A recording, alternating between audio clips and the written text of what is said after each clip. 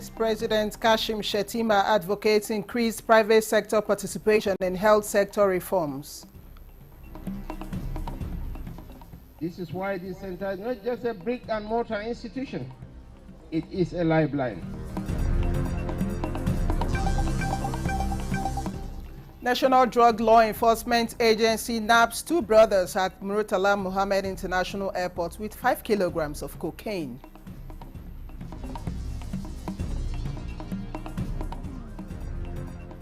Anambra State Goba polls taking shape with political party candidates emerging.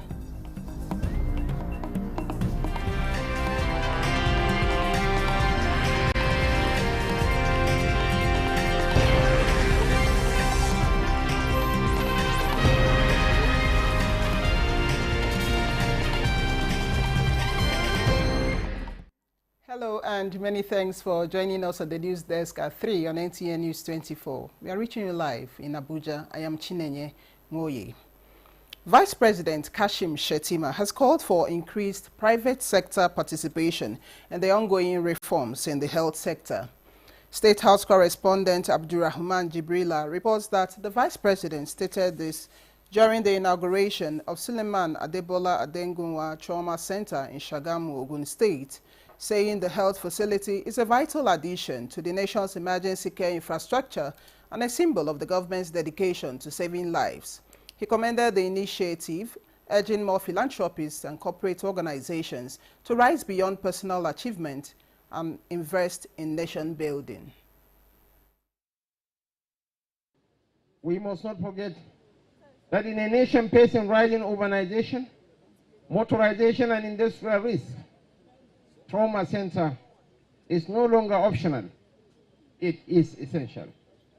This is why this center is not just a brick and mortar institution, it is a lifeline. It is a symbol of preparedness in a nation that cares. It is a sanctuary where the wounded can find healing and where families in despair can find hope. The establishment of this trauma center marks a significant milestone in the quest to strengthen Ogun State's medical infrastructure. It will greatly complement our ongoing efforts to reposition the health sector towards enhancing the wellness and well-being of our citizens, especially in trying times of global economic challenges.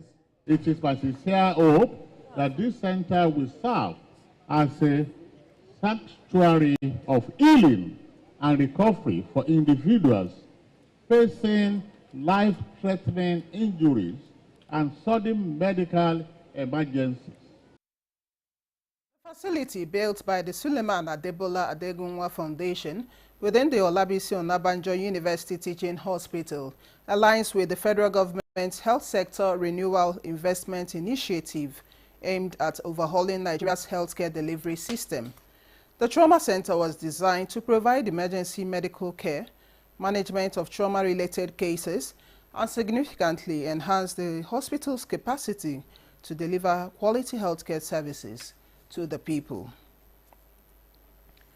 Federal government will establish more gemstone and jewelry-making centers across the country to boost entrepreneurship in the mining industry and support the local value addition policy.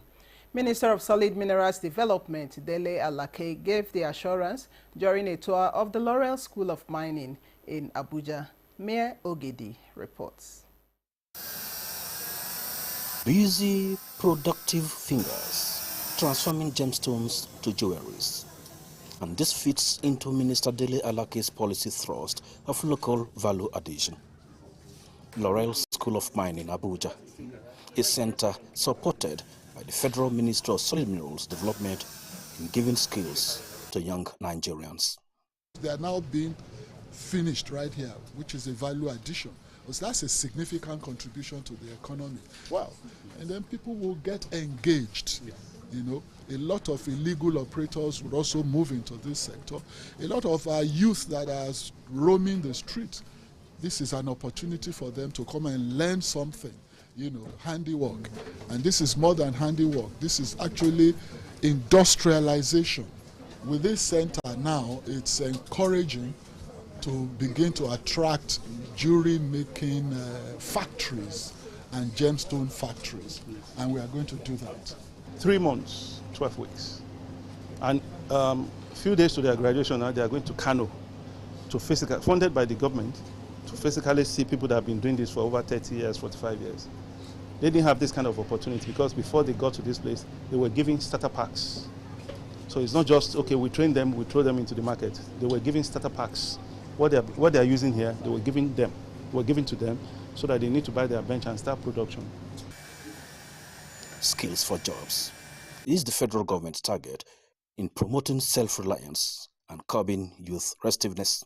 And here is an idea for the National Assembly. Members of the National Assembly to train members of the constituency. It doesn't cost so much to get them trained, but for the ones training, the federal government has shouldered the responsibility. We need more hands to join us so that we can advance in this cause. We came here earlier last year knowing nothing about jewelry making, but now we are here in the advanced class and we've learned techniques, we've learned so many things that money can't buy. A beautiful set of cufflinks for Dele Alake, not imported but produced here, and more of such centers across the country, less unemployment. Mie Ogede, NT News. Prince Nicholas Ukachukwu has been elected candidate of the All Progressives Congress APC for the November 8, 2025 Anambra governorship election. Prince Ukachukwu scored 1,455 votes to defeat his closest rival, Valentine Ozigbo, who got 67 votes. Uchenna Nwekoyo reports. Accreditation of delegates for the APC gubernatorial primary election was done at different venues before they were assembled at Professor Dora Akunyili Women Development Center, Oka, to cast their ballot. At the end of the voting, Prince Nicholas Ukachukwu was returned elected as the candidate of the party with 1,455 votes. We have 26 invalid votes. Honorable Edozie Madu, 8 votes. Honorable John Bosco Obina, 26 votes. Honorable Valentine Ozigbo and Prince Nicholas Ukachukwu, 1,455 votes.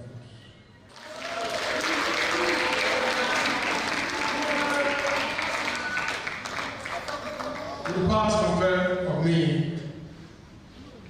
as the chairman of this conference and the chief returning officer. I hereby declare Prince Nicholas Chukwudekwu Ukachukwu,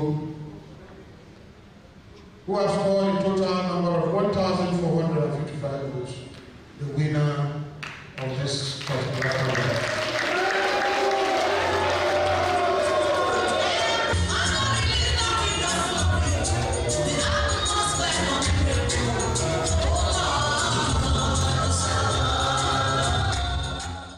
This is not the lion of APC in Anambra State.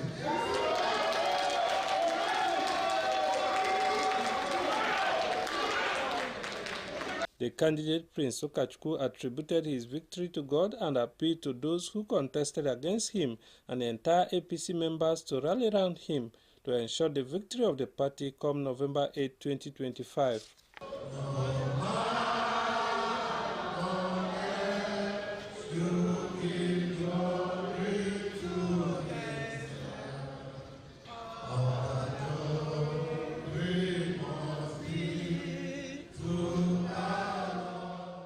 Nobody's celebrating winning anybody, because this is not the journey, but the beginning of the journey is that we need to come together, we need to win. All of us knows very well that there's nothing better than us winning the seat of governors of Anambra State. Not because of us, but bringing Anambra to mainstream will bring a lot of things that flow down to the grassroots. The returning officer and the governor of Cross River State, Basiotu, advised the party faithful to work hard in ensuring that APC clinches the Anambra State governor's seat. Power belongs to God and He gives to whom He pleases. As we have agreed before now, even with all the contestants, that whoever emerges, the whole party is going to fall behind that person in total support.